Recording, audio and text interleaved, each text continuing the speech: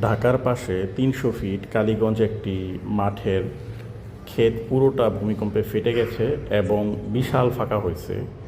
এছাড়া এই ফাঁকা দিয়ে পানিও উঠে গেছে। পুরো ভিডিওটা দেখে অবাক হলাম, আল্লাহ আমাদের রক্ষা করছে। আজকে ভূমিকম্পে অনেক বড় বিপদ হতে পারত। সবাই বেশি বেশি আল্লাহর নাম নিব। আল্লাহ সবাইকে হেফাজত করুক।